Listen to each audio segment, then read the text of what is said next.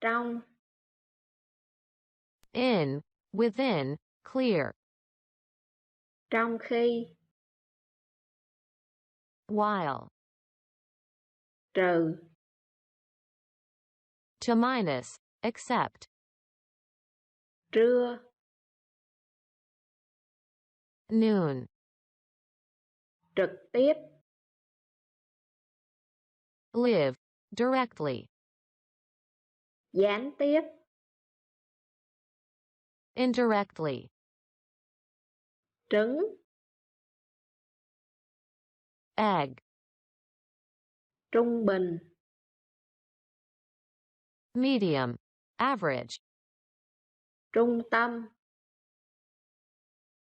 Center, center, central. Trung thực. Thật thà. Honest. Trước. Before, prior, front. Trước đây. Lúc trước. Hồi trước. Previous, former. Previously, formerly. Trước khi. Before doing something. Trường. Trường học. School. Truyền thông. The media. Từ. Word, from.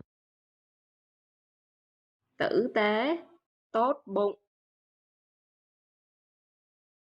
Kind, nice, decent. Tươi.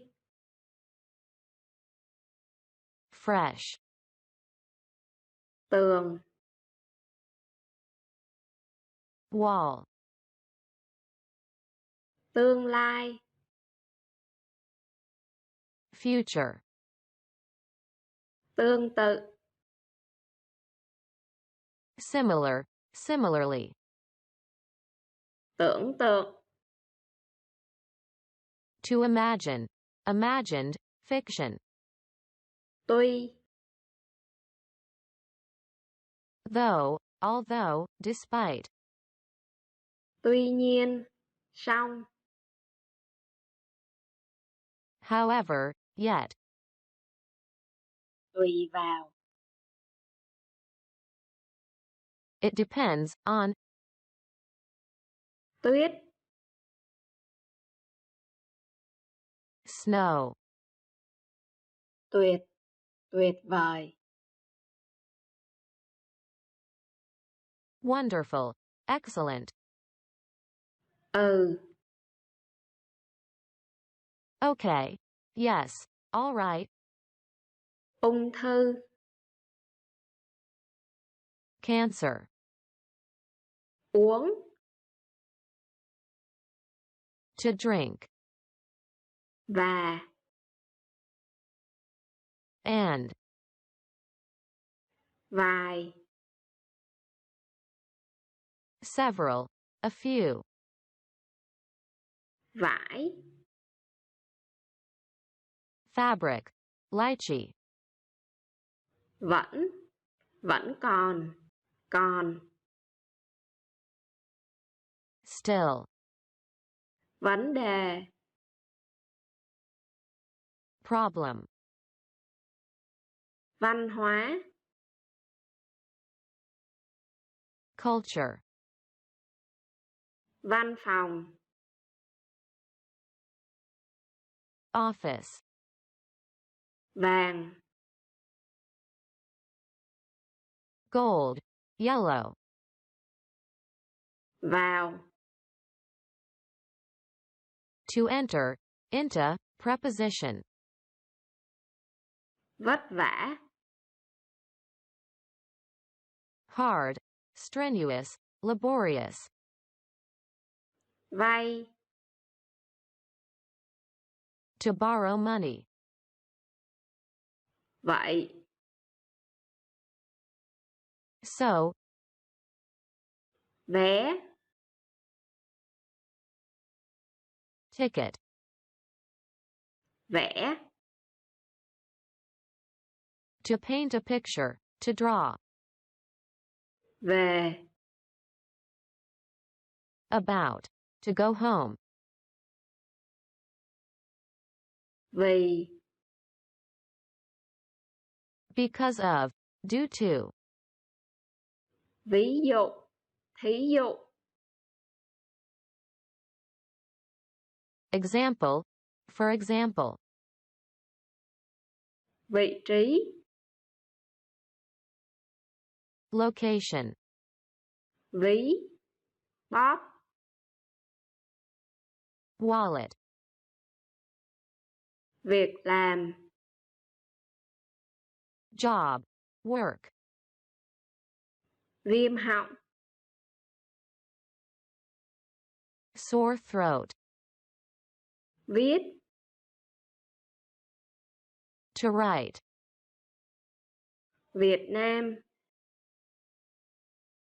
Vietnam. Vịnh.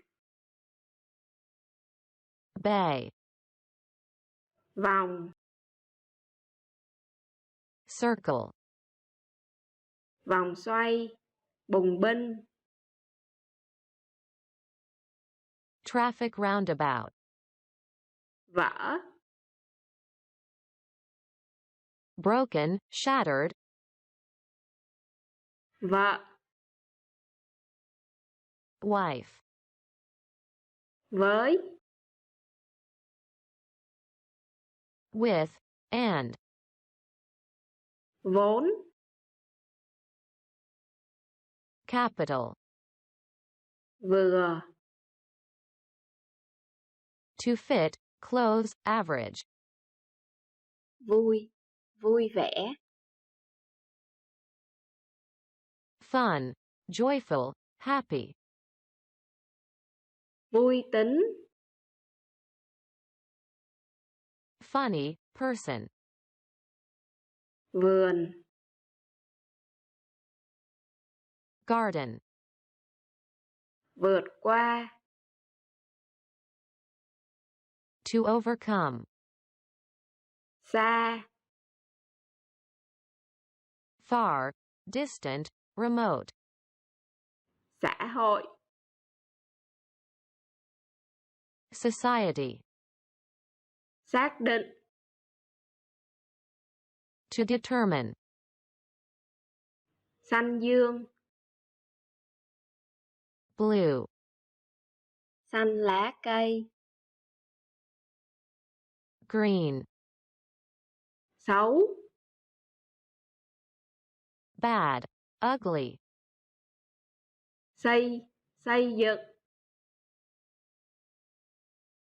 To build. Xảy ra. To happen.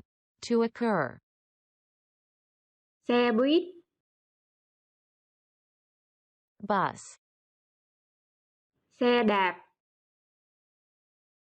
Bicycle. Xe máy. Motorbike.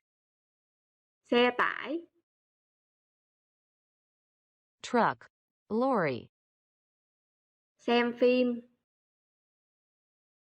To watch movie. Xem xét. Cân nhắc.